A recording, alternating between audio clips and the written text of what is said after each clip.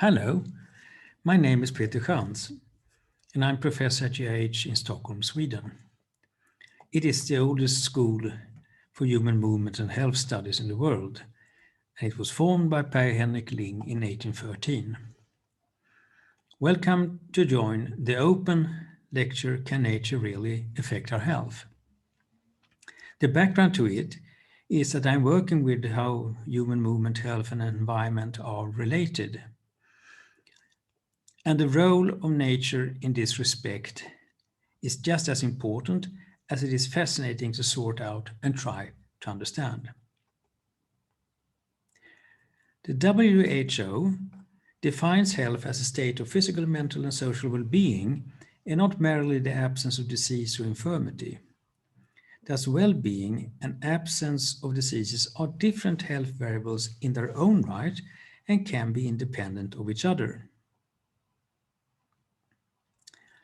Sometimes well-being is seen as a variable that varies between low and high, whereas in reality it varies between a negative end of unwell-being and a positive end and has a neutral position in between. Internal and external factors affect well-being, and if, for example, physical environment such as nature affect well-being, then we can speak about an environmentally induced well-being, or more shortly, environmental well-being.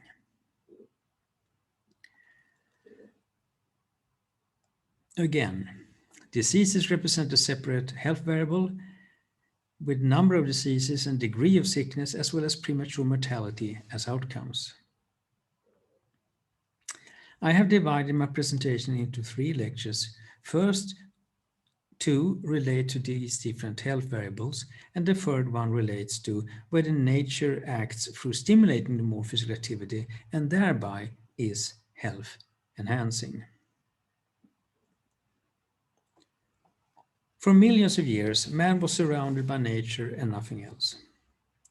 About 5,000 years ago, the first small urban settlements were created, and during the last 200 years, there has been a dramatic increase in urbanization, and it is of course very important to sort out how this affects us. Most of cities, their development have not been coupled to simultaneous establishments of large parks or a lot of greenery along the streets. This is Central Park in New York, and this is a street setting in the same city, but they are exceptions. Instead, many city planners have developed settings that are totally void of greenery.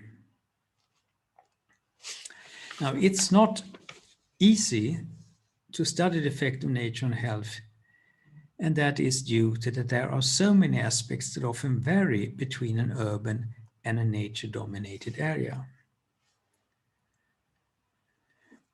A common research strategy has been to let people see images of different settings or be at them, and sometimes to also move around in them.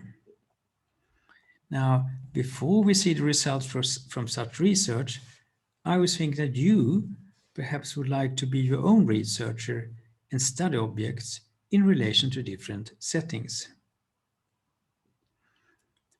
In our research, we have experience using this type of scale and know that it functions well in both education, research, and for example in city planning.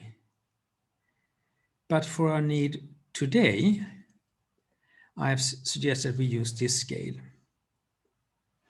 If quantifications with it are combined with qualitative reflections, then we can learn a lot about how environments affect us. So let us now start. 2 street settings, and here's the scale.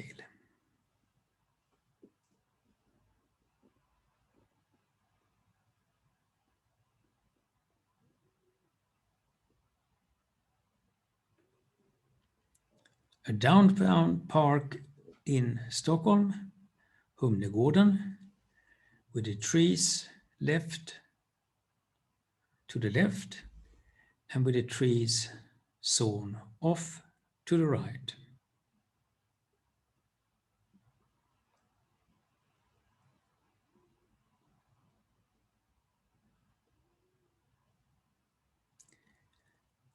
And finally, two different settings of nature.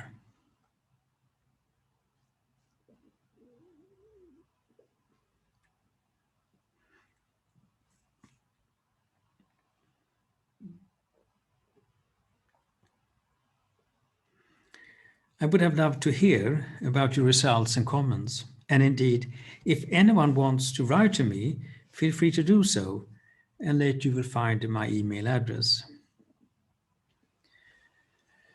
Now, scientific studies in this area have evolved after the Second World War.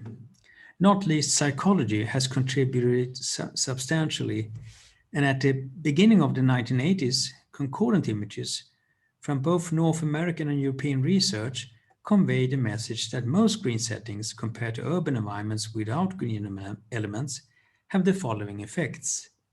They elicit positive emotions, they reduce fear in stressed individuals, they block or reduce stressful thoughts, they foster restoration from anxiety or stress, and they sustain interest and attention. Mental energy is another variable that is affected. Its levels can be measured with different instruments measuring attention capacity as a proxy. In the morning, after good night's sleep, the levels are often high, but over the day, the levels normally decrease. It is very important that these levels are restored, and studies have revealed that the restorative processes are enhanced by viewing or being in green areas. How this may be brought about is elaborated on within the attention restoration theory originally formulated by Rachel and Stephen Kaplan. Here we see the views that have been used in one study with the expected results. But interestingly, in this study, the effect of complex man-made graphic patterns were also studied. The idea was that perhaps they induced what is called soft fascination and thereby enhanced the restoration. However, it was found that it did not accomplish that. Interestingly, also different settings with greenery can induce restoration to varying degree. In this study, the view to the right restored the energy most effectively. Coming back to these effects, the American researcher Roger Ulrich pointed out that an alternative interpretation of these findings could, at least in some cases, be that they were caused by physical activity in conjunction with nature encounters. This uncertainty led him to conduct two studies aiming at isolating the effect of nature. The first study was based on an analysis of medical records from patients in a Pennsylvania hospital. They had undergone standardized gallbladder surgery, and post-operative treatments are normally quite similar after that.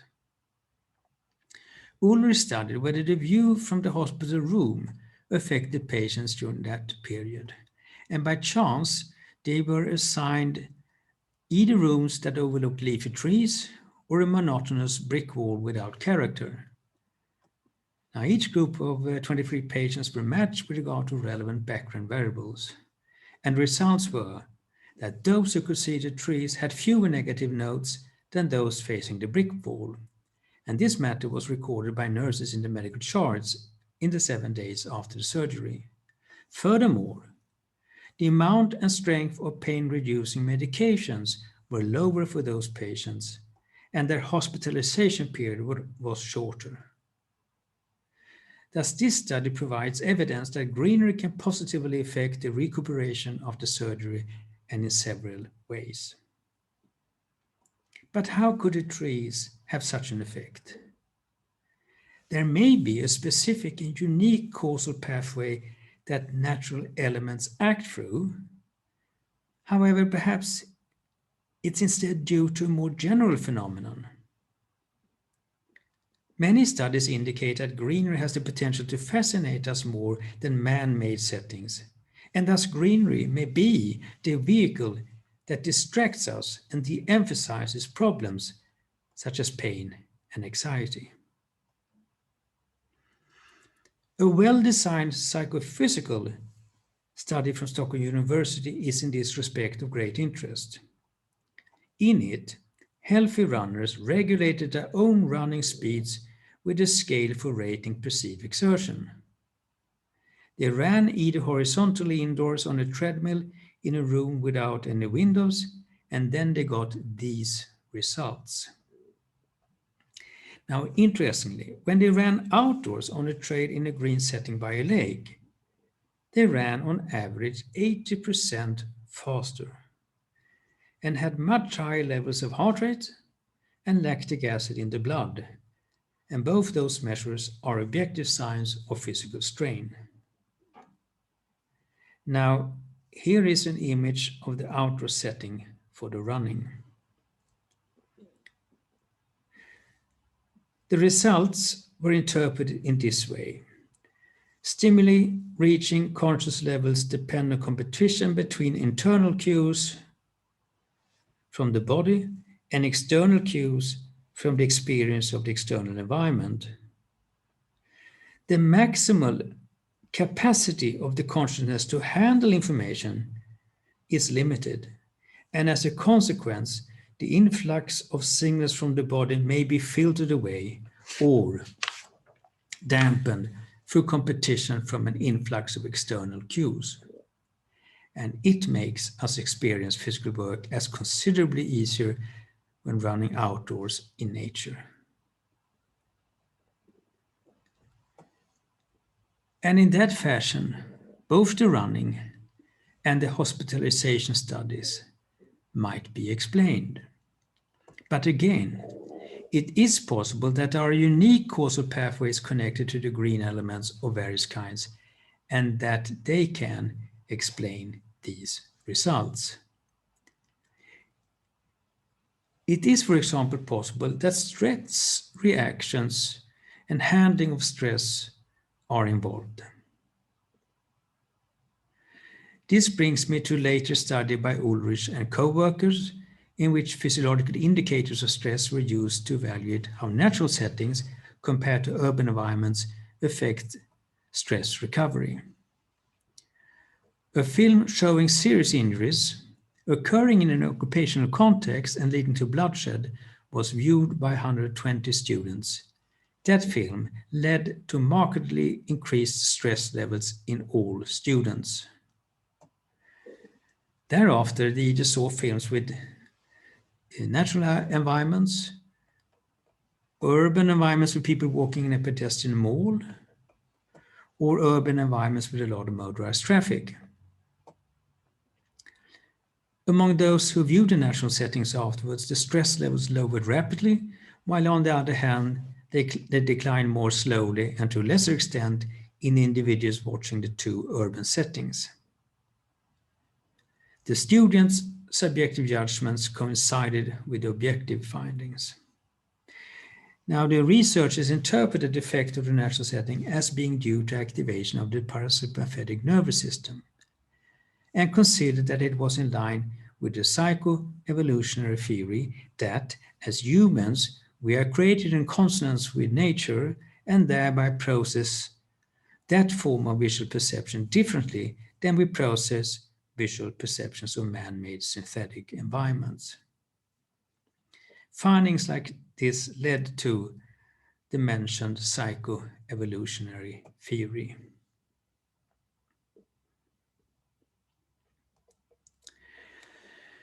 Coming back to this difficulty in isolating effects of nature as such, depending on these differences that also occur or concomitantly occur or can occur. Depending on that, we have developed a research strategy that makes use of everyday life settings in urban and suburban areas, respectively, in Greater Stockholm. This is the inner urban area, and much of it is void of greenery, but trees can be found along some streets, and there are also some parks. And here we can see from above how these settings could differ.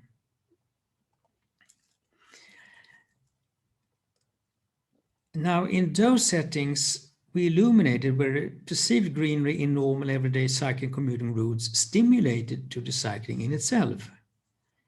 In such case, we know that it also leads to environmental well-being when cycling. And for that purpose, more than 800 cyclists were asked to rate their own cycling routes in Stockholm's inner city during September to October, that is, when nature is green. They were well acquainted with these environments, having made about 250 trips per year. Now, some cycled in grey settings, others with more or less greenery.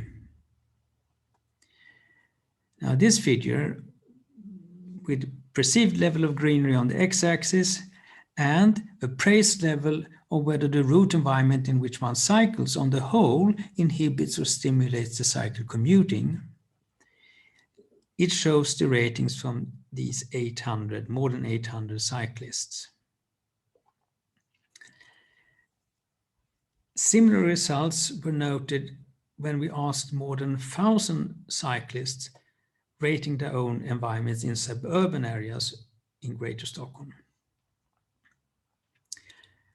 Now, the cyclists also rated a number of other environmental variables, such as flows of motorized vehicles, exhaust fumes and noise, and when taking them into account, the relationships still remained. Now, these two studies strengthen the conclusion that greenery seems to create more stimulating environments for physical activity, in this case, cycling. And those findings have later been supported in large-scale studies in Germany, with a broad representation of socio-cultural backgrounds. They used standardized photo collages showing street scenes with different levels of greening, and the more than 1,400 Germans were asked to rate the sceneries based on this question. How do you like each of these alternatives of street scenes for cycling? Here we see a street scene without any greenery, and the only change that is made in next collage is that trees are placed along the street on both sides. And in the third image, slightly more greenery is placed at various places. Now, these images were rated in terms of 1 to 5, not at all, little, moderately, quite a bit, or very much. And when we compare the ratings to the rating 1, not at all, A gets 1.34 higher levels than 1, B 2.87. And we can see here that with inclusion of the trees, this setting became more than double stimulating for cycling in.